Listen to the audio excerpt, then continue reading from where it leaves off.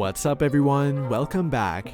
Well, fellow Laker fans, I'm sure you have probably all heard by now, but the Lakers did not make a single trade deadline move. And even if you were anything like me and did not expect them to do much at the deadline, I think we were all a bit shocked to see them do completely nothing at all. I know I have been repeating it for quite a while now, but due to their very limited trade assets, it would have been difficult for them to make a big move.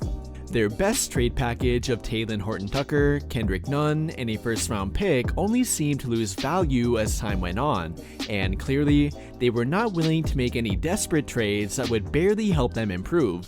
But even if you told me that they would not trade away Horton-Tucker, Nunn, or their first-round draft pick at the deadline, I would have had a very hard time believing you if you would have told me they would not make any trades at all.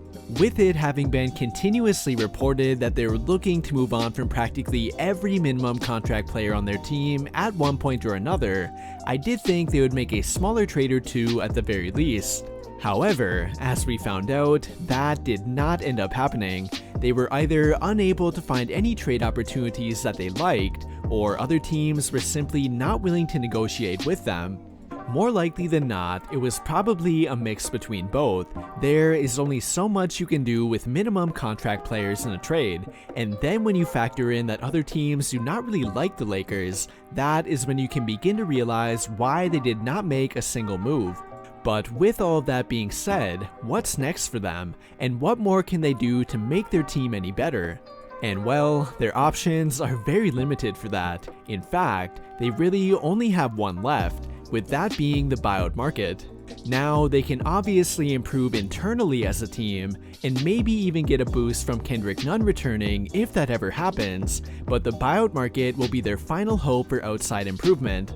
I've already made a few videos on their potential buyout market targets, and I will definitely do a couple more in the future, but there may not be a whole lot out there. You can never truly predict who will become available in the buyout market, but even when a player does get bought out, there is no guarantee that you can persuade them to join your team. It all turns into a bidding battle at that point, and the team that can be the most persuasive often ends up winning. But with the Lakers lacking a good selling point, it may be difficult for them to do that. It all turns into a bidding battle at that point, and the team that can be the most persuasive often ends up winning. But with the Lakers lacking a good selling point, it may be difficult for them to do that. Even though their buyout market dreams did not end well last year with Andre Drummond, they were able to get the top buyout market candidate, and largely because they had the best offer. But that cannot really be said for them this time around. Any team with LeBron and Anthony Davis on it will always be somewhat of an attractive team, but with their team as a whole, they definitely have a lot of issues, which could potentially prevent them from reeling in the top buyout candidates. Maybe they can sell them on a big role, or having a future with their team, or maybe just being able to live in LA, but regardless, it will not be easy for them. They need to prioritize fit over a big name here as well. That has been a reoccurring problem for them during the past year and a half, and if it continues, they cannot hope to improve their current team. Rather than targeting the biggest name that becomes available in the buyout market, they need to be after the best fit. Again, I cannot make any guarantees on who that will be, but that is what I believe they need to do. And to me, I believe their biggest need is with another 3-and-D wing, as they are clearly lacking the energy and ability that another 3-and-D wing could provide them. They are currently relying too heavily on players who cannot fulfill that role for them and have been suffering the consequences. Will they be able to find that player in the buyout market? That I cannot tell you for sure, but it's what I believe their objective needs to be.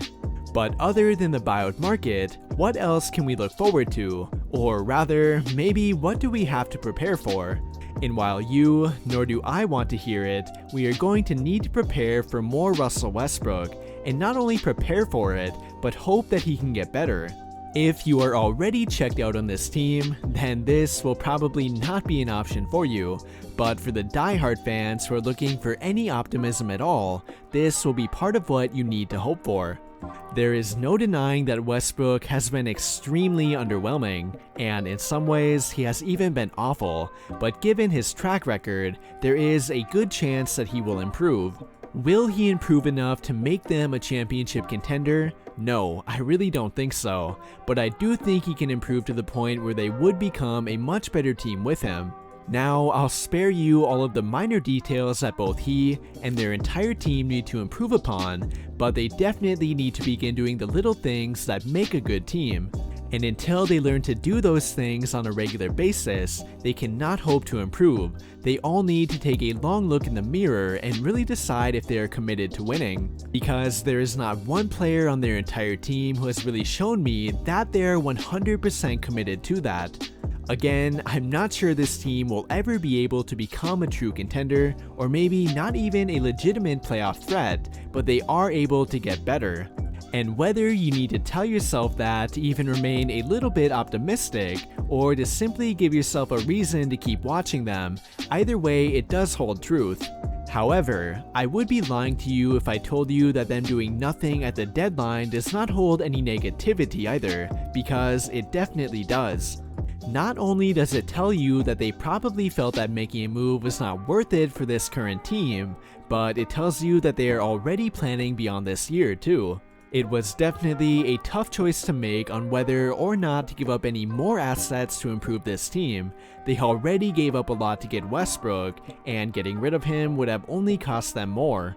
So rather than doing that, they have decided to keep their few remaining trade assets for the future, and that future is not very far away either.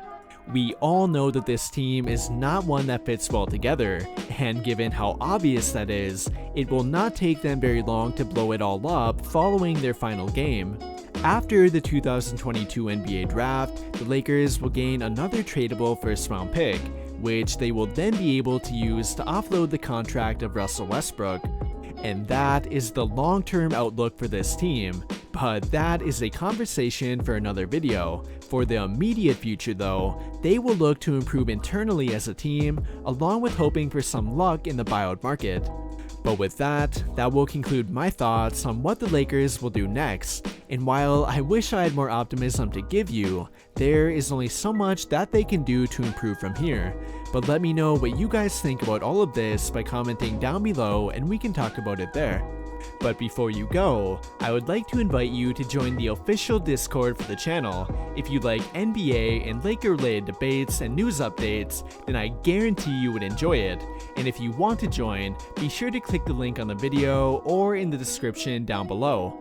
And if you want additional NBA content from me on YouTube, head over to my second channel called JSM Plus. I make videos about the entire NBA over there, so if you think you might enjoy that, make sure to check it out. That will do it for this video though. Big thank you to everyone who took the time to watch until the end of the video. I really hope you enjoyed it, and if you did, be sure to drop a like on the video, subscribe to the channel if you have not already, and turn on notifications to get notified right away when I drop a new video. But as always, thank you for watching and have a great day.